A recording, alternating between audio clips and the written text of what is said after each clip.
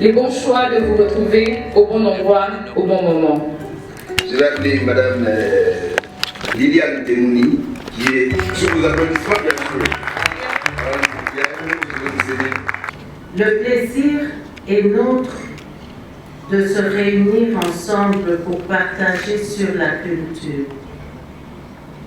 Et non seulement de parler de la culture en général, mais aussi de traiter point par point jusqu'à toucher la question de l'accessibilité de l'offre culturelle.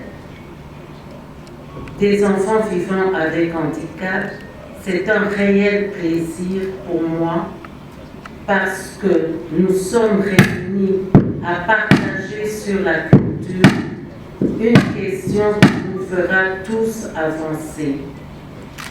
En tant que marraine de cette activité, je déclare ouvert cette assise et je vous souhaite bienvenue. Merci beaucoup, très chère marraine, pour votre allocution de ce matin, alors que je remets la parole à mon cher Taki. Oui, Rosiane, nous poursuivons notre activité et nous allons poursuivre. Nous allons entendre ce qu'ils vont dire, mais après, on voudrait vraiment que ça soit très participatif. Donc, si vous avez des questions, n'hésitez pas de les noter. Et juste après, nous allons vous passer la parole pour pouvoir les poser. Merci bien. Vous pouvez nous aider à donner le micro qui est juste à côté de Madame Temouni pour lui permettre de nous expliquer. Madame Liliane Temouni, vous avez la parole. Je me présente d'abord. Je suis Madame Liliane Temouni, Goy Mawa. Je suis vice-présidente de l'association Sans Frontières. Je suis l'ambassadrice de la Croix-Rouge RDC Afrique. Je suis marraine de la paix pour toute l'Afrique centrale. Je suis dans le G100, membre pour la santé mentale mondiale. Et si aujourd'hui je peux parler de ce qui m'a poussé plutôt à venir ici, c'est mon propre parcours, où je viens encourager les jeunes, la culture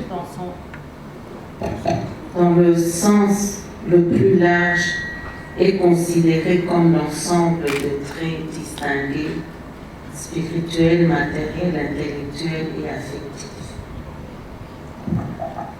Sur ce point,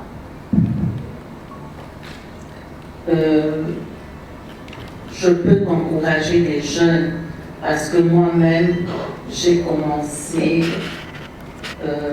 toute autre chose en tant que coiffeuse. Et aujourd'hui, j'ai tout arrêté. J'ai gagné le premier prix mondial de la coiffure à Cannes en 1984.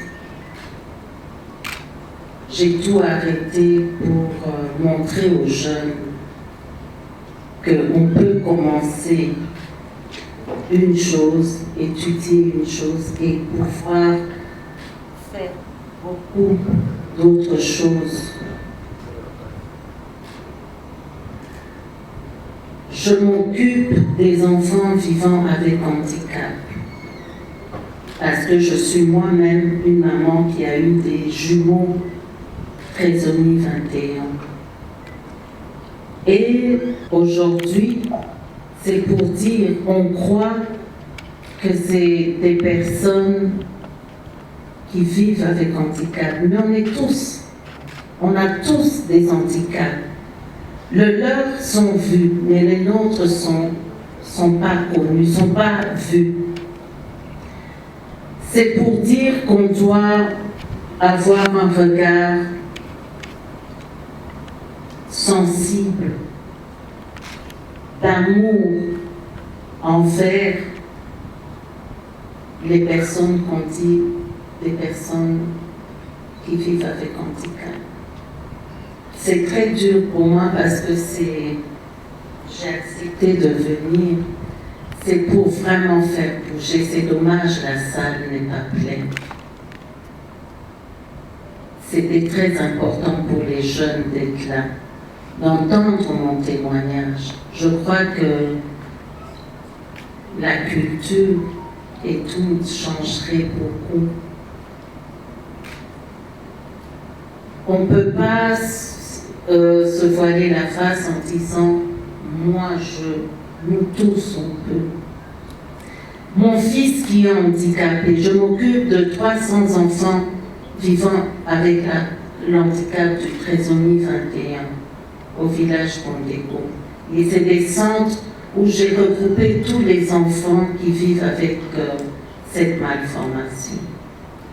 Je fais opérer des enfants, je suis à 1080 enfants opérés gratuitement à la pédiatrie de Kalembelembe et l'hôpital, la clinique El Rafa. C'est pour vous dire que la culture, on doit se battre pour. Si aujourd'hui, je ne suis pas cadre médical, je n'ai pas fait des études pour être infirmière, aide-soignante ou médecin, mais je vous dis que j'assiste à des opérations que même les médecins se demandent quelle force que j'ai de voir des enfants opérés comme ça. J'ai mon fils, il a 23 ans, c'était des jumeaux, un est décédé à l'âge de 5 ans.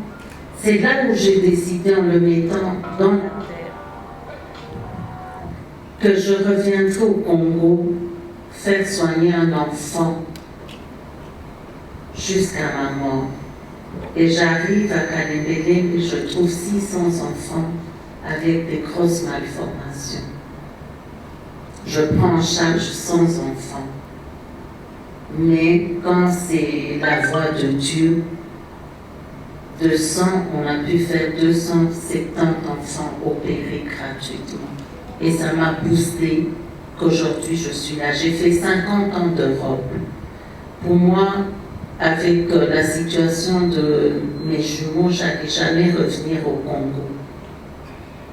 Mais à ces 18 ans, on est revenu et aujourd'hui, l'amour qu'il y a ici, en Afrique, je parcours l'Afrique pour la même cause. Mais il n'y a pas ça en Europe. Mon fils fait du karaté, il a la ceinture bleue. Mon fils fait du tennis, il vient d'avoir son brevet, son trophée d'un bon joueur vivant avec handicap en tennis. Tout ce qu'on attendait de la culture, de tout, moi je suis venue plaider la cause de la culture sur les personnes vivant avec handicap, surtout les enfants. Un enfant bien soigné, c'est un adulte en bonne santé. Et cet adulte,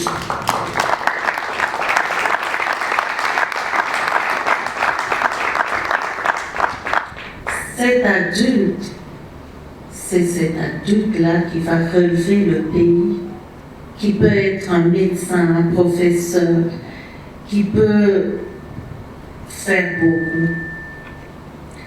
Tous ces enfants qui vivent avec handicap, il faut voir, il y a ceux qui apprennent la couture, la cuisine, maçon, plombier, ils font tout.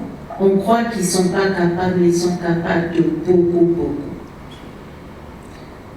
C'est dommage, je crois que, voilà, il y a la vidéo qui passe, il y a mon fils aussi qui est là. Et soutenons-le. Autour de vous, vous êtes des jeunes. C'est à l'âge de 62 ans que je me suis lancée à ça. Aujourd'hui, j'ai 66 ans. Qui sera Madame Liliane, la prochaine Madame Liliane? Je n'ai pas de soutien, ni de l'État. J'ai 4 partenaires. C'est des Indiens. C'est eux qui me soutiennent dans le besoin. Il y a beaucoup de besoins. quand il faut opérer, il faut avoir les kits opératoires. Les médecins, je ne paye pas, ils le font gratuitement. Ils ont la tête et les mains, mais ils n'ont pas de matériel, ils n'ont pas tout ce qu'il faut pour opérer. Alors, en ayant des jeunes autour de moi, je me nomme sans me gêner, partout où je vais, à l'étranger, partout où je vais toquer aux portes, je me nomme la mendiante des enfants handicapés. La mendiante des enfants vivant avec malformation. Et je suis fière de mon nom. On a eu des congrès où on m'a invité, on ne disait pas Madame Liliane, on disait on invite la mendiante des enfants.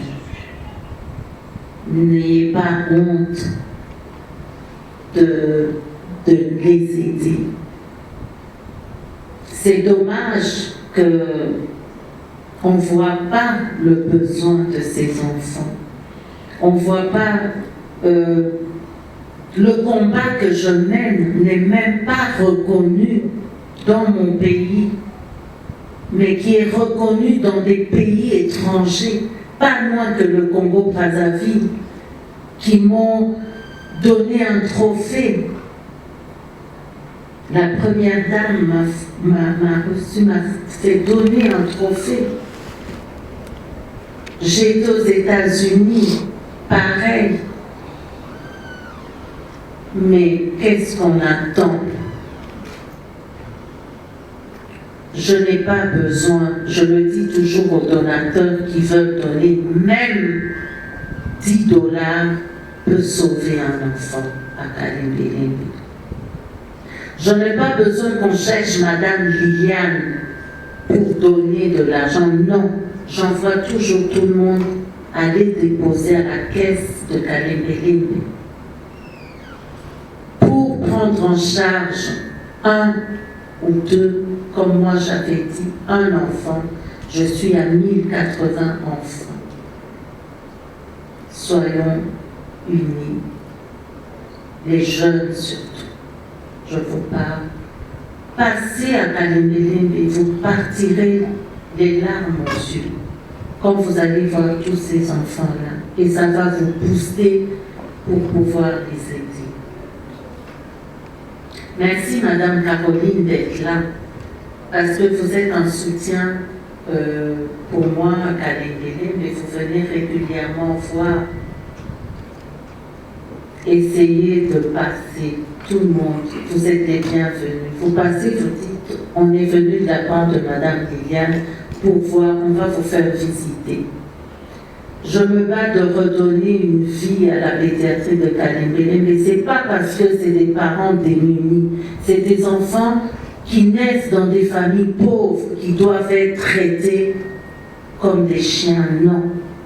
Aujourd'hui, Kalembe, ce n'est plus le Kalembe que vous avez connu, mais avec nos propres moyens de l'hôpital et les miens, on se bat pour. Et aujourd'hui, les enfants sont soignés avec amour, avec, comment dire, de respect. Ils ne dorment pas comme des chiens, ils ont des lits, ils ont tout ce qu'il faut. J'essaie de ramener la pédiatrie de Kalembe. Pour ceux qui connaissent l'hôpital Necker, le petit Necker du Congo, c'est un hôpital pour les enfants vivant avec tous les handicaps du monde. Et j'essaie de faire ça. Je viens de passer 3 semaines justement à l'hôpital Necker, où mon petit-fils est né. À la naissance, on me dit qu'il a fait un AVC dans le ventre de sa maman. J'ai jamais entendu ça. C'est dur.